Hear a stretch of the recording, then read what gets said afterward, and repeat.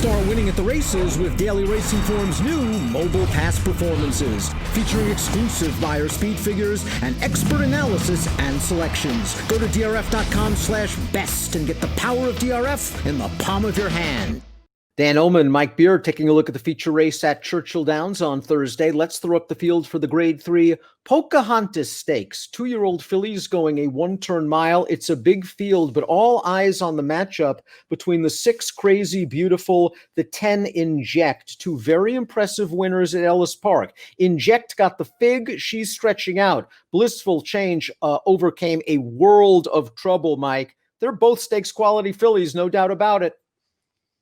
Yeah, they are. The favorite, I think, is legit in this race, Dan, but it's going to be very interesting to see how these other 2 horses run because they look like they have a lot of potential. It also will be interesting to see how this pace plays out. The 10 Inject is stretching out after chasing the pace in a 5-furlong race.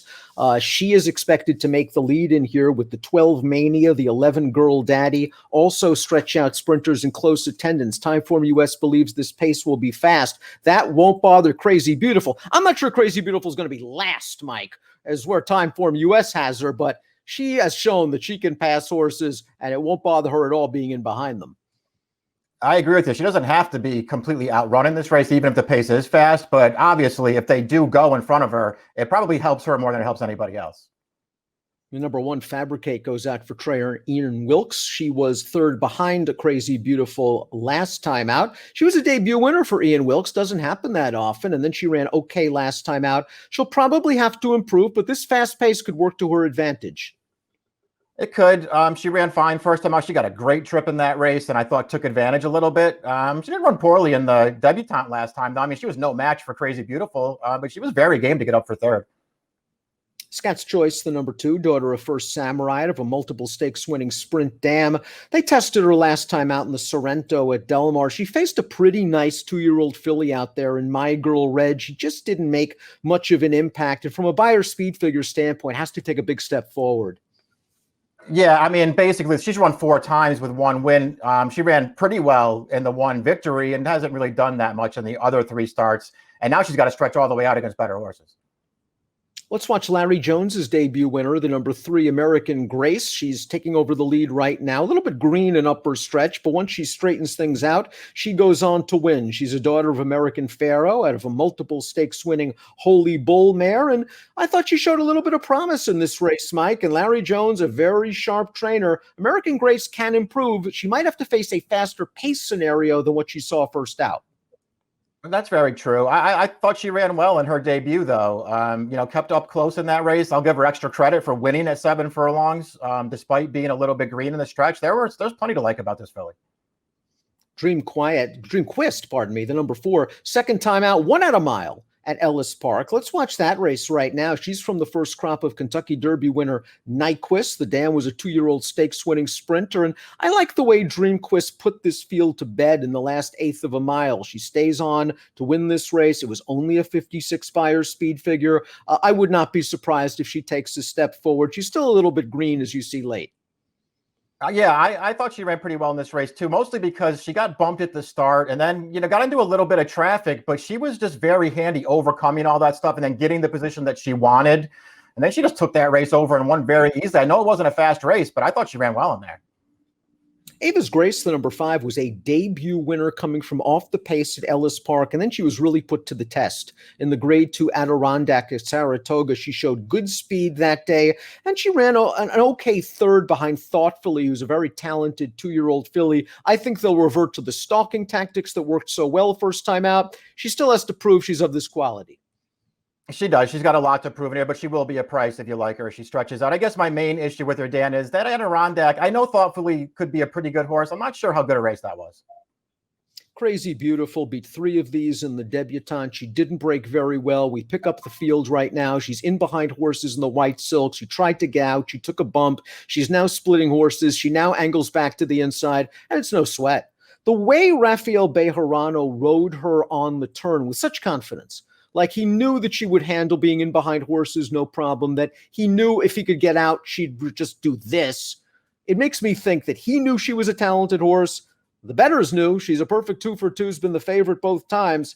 boy, she's got a nice pedigree as well. She's probably the horse to beat. Yeah, I think she is. Just very professional. You don't have to worry about the distance with her. She's 2 for 2 on the way in. And it just sort of feels like, even though she came from way out of it last time, she may not need to be that far back, Dan. When you watch her turf race, especially, I know it's a little bit of a different situation and a slower pace, but just very professional in that race. After her horse cleared her to the outside, she got held up a little bit, but didn't get rank at all. Waited till she get clear, and then she got the trip she wanted. She's looked really good to me in both of her races. Extremely talented filly, the 6, Crazy Beautiful. The 7, Blissful Chain, scored by 10 at Indiana Grand. It was an off-the-turf race. It was also her first race on dirt. It was an easy victory. Now she's getting a big step up in class.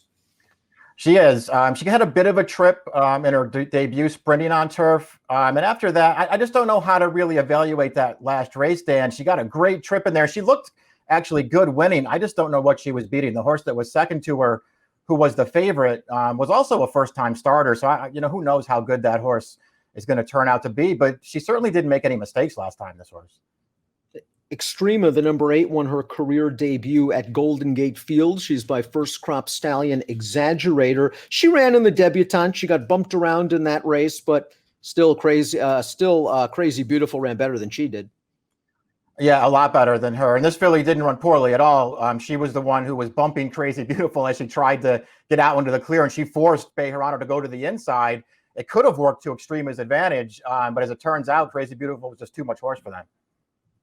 Pride of the Buckeye State, the number 9, Alexandria, just won the Miss Ohio at Thistledown. Let's watch that race. She just dusts this field. She's too much for him at 3 to 10. And I guess she's an Ohio bred in name only. She's by Super Stallion Constitution. She's just too much for these horses. It was nice to see the buyer improve. 23 points. She's on her left lead all the way down the lane until she changes right there. I still think she has to improve a little bit, and she's going to face some pace heat for the first time. I think she's going to go, and there's a chance she might be able to make the lead if she's real aggressive. There is. It just feels like even if she does, she's going to have to work hard to get there. And then she's going to have to get the mile after making her last 2 starts at 5.5. I mean, they're asking an awful lot of her, but she has looked good in her 3 wins. Inject, the number 10, is a daughter of Frosted. The dam won the spin away as a 2-year-old filly. But most importantly, Inject is a 3/4 sister to Belmont Stakes winner Taprit. So you're not too worried about the additional distance. She is stretching out 3 furlongs off this win in her debut for Stanley Huff. This horse on the lead, Quick Money, got out to an easy lead. Inject was on a hard chase. Inject goes by. Inject draws away. Inject gets an 82 buyer speed figure, tops in this field, and you'll know her from the start. Yeah, I mean, she looked really good winning this race. I mean, you're right. She did have to do a little chasing, too, before she took over and just powered through the stretch. I really liked her debut, Dan. Considering that she's trained by Stanley Huff, who we know is excellent with first-time starters, I'm surprised she was 7 to 1, considering how well she ran.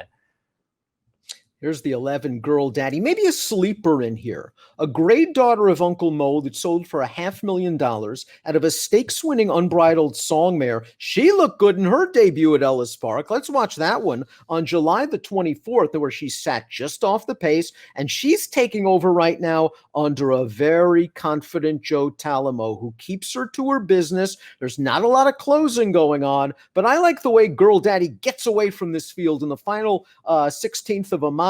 She might be keeping an eye on Inject from close range while outside and in the clear.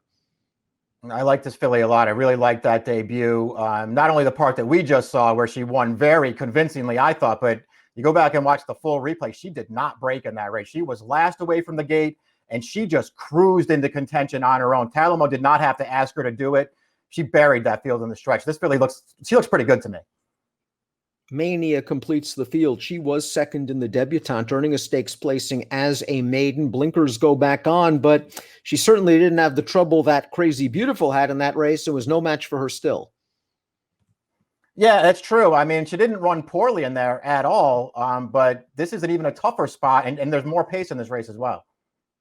Let's take a look at our top picks for the Grade 3 Pocahontas Stakes at Churchill Downs. Of course, it's Kentucky Derby week. I can't get past the 2 favorites in here. I like Inject, the 10, and the 6, Crazy Beautiful. Probably use both of them in multiple race wagers. I think Inject might get a slight jump on her turning for home. We'll see how good she is. Yeah, true enough. I mean, and Jack's very interested in here. I put the favorite on top. I like her advantages as far as not only her 2 races, but the intangibles. She's already been long. She's already got 2 races, all those things. But I'll tell you something, I'm using Girl Daddy, especially if that morning line is close to right and she's 8-1. 6-11, 10-3 for Mike, 10-6, 12-9 for me. The grade 3 Pocahontas is the feature race at Churchill Downs on Thursday. Approximate post time is 5:58 Eastern. Best of luck.